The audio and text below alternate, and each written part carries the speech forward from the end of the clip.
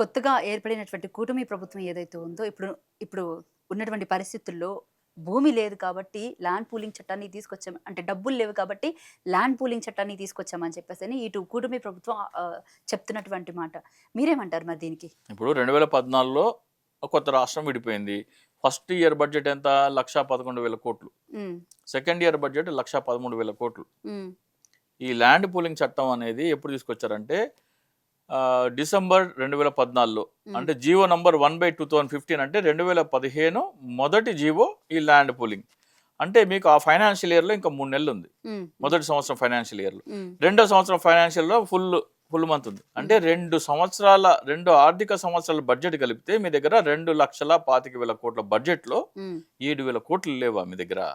మీరేమో పసుపు కుంకుమ కోసం 20,000 కోట్లు ఖర్చు పెట్టేస్తారా ఎన్నికల కంటే ముందర ఆడబిడ్డలకి బ్యాంక్ అకౌంట్లో పసుపు కుంకుమ అని డబ్బులు వేశారు. 20,000 కోట్లు వేశారు.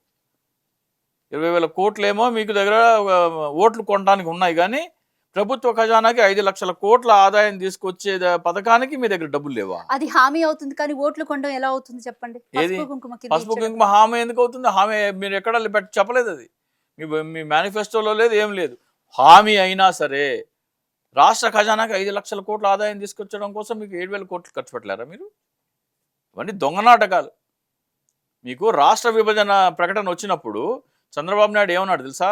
మొట్టమొదటి స్టేట్మెంట్, యావత్ ఆంధ్రప్రదేశ్ శోక సంద్రంలో మునిగినప్పుడు, యావత్ ఆంధ్రప్రదేశ్ బాధలో ఉన్నప్పుడు చంద్రబాబు నాయుడు కళ్ళల్లో మెరుపు కనపడింది. ఆ వీడియో చూడండి.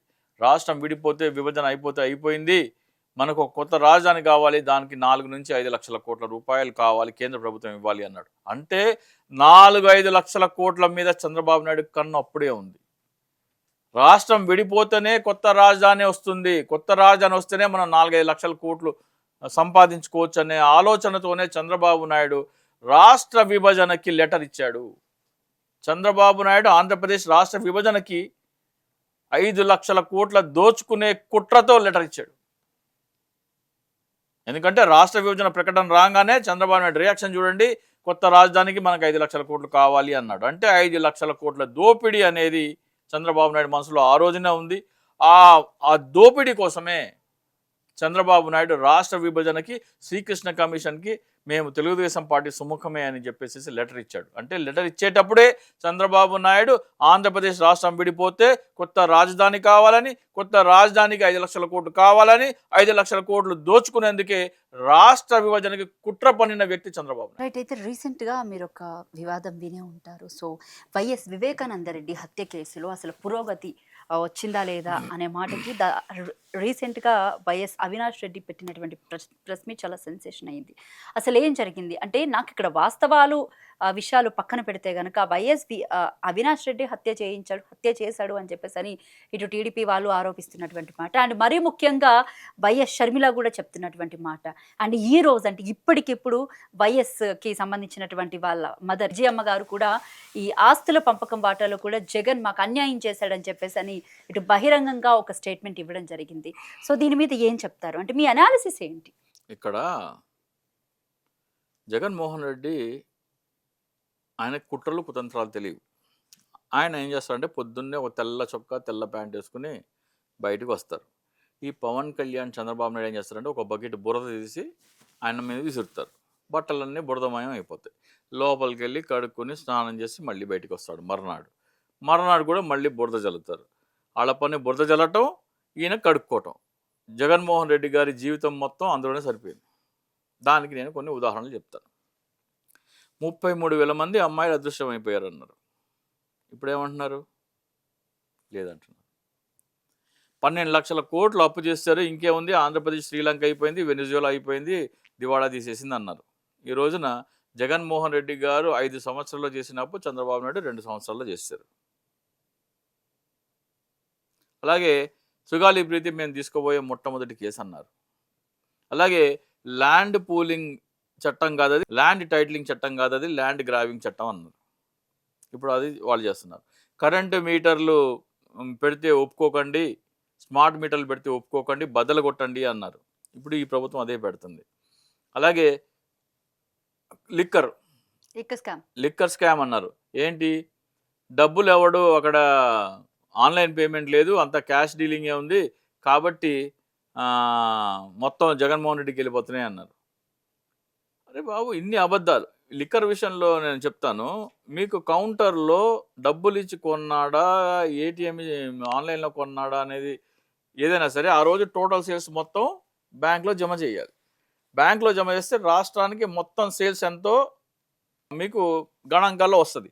ఆ డబ్బులు జగన్మోహన్ రెడ్డి జేబులోకి వెళ్తే ప్రభుత్వ ఖజానాకి, ట్రెజరీకి డబ్బులు ఎలా వస్తున్నాయి?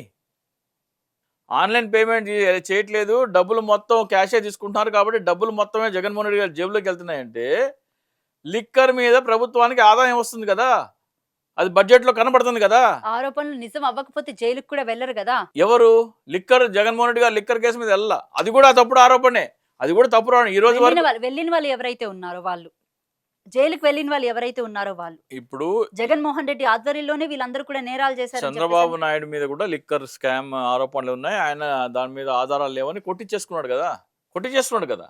సో ఇక్కడ ఏంటంటే నేను చెప్పేది, జగన్మోహన్ రెడ్డి మీద బురద జల్లటము, ఆయన కడుక్కోవటమే సరిపోయింది.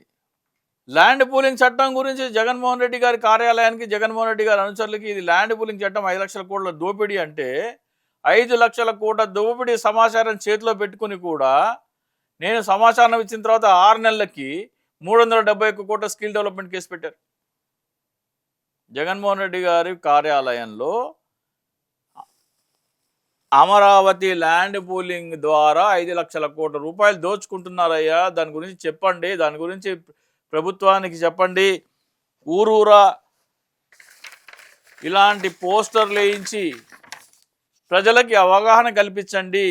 భావితరాల బిడ్డల కంచంలో కూడు దోచుకుంటున్నారు, 5 లక్షల కోట్లు దోచుకుంటున్నారు అని ఏప్రిల్ 13, 2023 నేను జగన్మోహన్ రెడ్డి గారి కార్యాలయ సిబ్బందికి సమాచారం ఇస్తే, నేను సమాచారం ఇచ్చిన తర్వాత 6 నెలల తర్వాత చంద్రబాబు నాయుడు మీద కేసు పెట్టారు. 5 లక్షల కోట్లు కేసు పెట్టలా, 371 కోట్ల స్కిల్ డెవలప్మెంట్ కేసు పెట్టారు. వాళ్ళకి లేని ఆరోపణలు జగన్మోహన్ రెడ్డి మీద పడితే జగన్మోహన్ రెడ్డి గారికి అది కడుక్కోవడమే సరిపోతుంది, ఉన్న ఆరోపణలు కూడా చేయడం చేతకాల. ఇప్పుడు వైఎస్ అంటే వివేకానంద రెడ్డి హత్య కాదంటారా? అది హత్య కాదు, వీళ్ళకి ఆపాదించడం తప్పు. వీళ్ళకి ఎలాగైతే ఇవన్నీ చెప్పారు, ఎలాగైతే మీకు 33,000 మంది అమ్మాయిలు మిస్ అయ్యారన్నారో, ఎలాగైతే మేము సుగాలికి ఇప్పించి ఫస్ట్ కేసు తీసుకుంటామన్నారో, ఎలాగైతే ల్యాండ్ టైటిలింగ్ యాక్ట్ కాదు ల్యాండ్ గ్రాబింగ్ యాక్ట్ అన్నారో, ఎలాగైతే మీకు లిక్కర్ స్కామ్ క్యాష్ మొత్తం జగన్మోహన్ రెడ్డి గారికి వెళ్తుంది, ట్రెజరీకి వెళ్ళట్లేదు అన్నారు, ఎలాగైతే అడుగడుగున ఆరోపణలు చేశారో, వివేకానంద రెడ్డి హత్య కూడా హత్య చేసిన వాళ్ళ పక్షాన ఉన్నారు. ఈ రోజున ఎవరు హత్య చేసిన పక్షాన వాళ్ళ అడ్వకేట్ ఎవరు? లూద్రా ఎవరి తరఫున వాదిస్తున్నాడు? నేనే గొడ్డలతో నరికాననే దాన్న దస్తగిరి తరఫున వాదిస్తున్నాడు కదా. ఆయన ఎవరు అడ్వకేటు? చంద్రబాబు నాయుడు అడ్వకేటు. అర్థం కావట్లేదా మీకు? సో జగన్మోహన్ రెడ్డి మీద ఎప్పుడేంటంటే తన చెయ్యని నేరాలకి బురద వేయించుకోవటం, నేను చేయలేదు అని ఆయన కడుక్కోవటమే సరిపోయింది. అరే వాళ్ళు చేసిన దాని మీద, వాళ్ళు చేసిన ఖజానా దోపిడీ మీద మాట్లాడేందుకు కూడా ఈ రోజు వరకు కూడా వాళ్ళకి ఎందుకో కానీ వాళ్ళకి అర్థం కావట్లేదు.